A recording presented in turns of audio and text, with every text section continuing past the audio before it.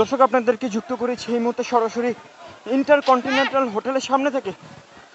আপনারা জানেন গতকাল থেকে কিন্তু ইনকিলাব মঞ্চের সাথে আজ দুপুর থেকে ইনকিলাব মঞ্চের সাথে এবং পুলিশ সদস্যদের সাথে কিন্তু ধাওয়ার ঘটনা ঘটছে। দুপুর নাগাদ কিন্তু একের পর এক সাউন্ড গ্রেনেড, টিয়ার গ্যাস এবং জলকামান নিক্ষেপ করে তাদেরকে সরানোর চেষ্টা করছিলেন আইন শৃঙ্খলা রক্ষাকারী বাহিনীর সদস্যরা। পুরো শাহবাগ এলাকা জুড়ে কিন্তু আতঙ্ক বিরাজ করছে এবং অপরদিকে ইনকিলাব মঞ্চের যারা রয়েছে তারা কিন্তু ইটপাটকেল নিক্ষেপ করছেন আইন শৃঙ্খলা বাহিনীর সদস্যদের উপর।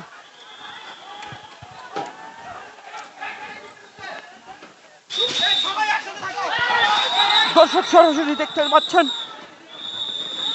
কঠোর অবস্থানে গিয়েছেন আইন শৃঙ্খলা রক্ষাকারী বাহিনীর সদস্যরা।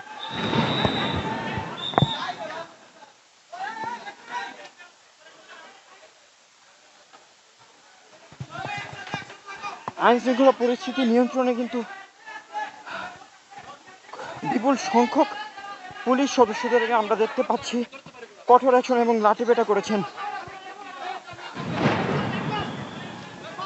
দর্শক, আপনারা শুনতে পাচ্ছেন চারিদিকে কিন্তু মুহুর্মুহু টিয়ার গ্যাস এবং সাউন্ড গ্রেনেডের যে শব্দ সেটি কিন্তু আপনারা পাচ্ছেন।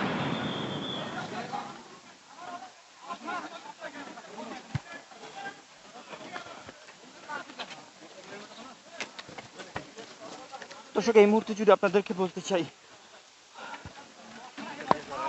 যমুনার সামনে কিন্তু এই মুহূর্তে ইনকিলাব মঞ্চের কোনো সদস্যকে দেখতে পাওয়া যাচ্ছে না এবং আইন শৃঙ্খলা বাহিনী এই এলাকার পরিস্থিতি মোটামুটি তাদের নিয়ন্ত্রণে নিয়ে আসছে।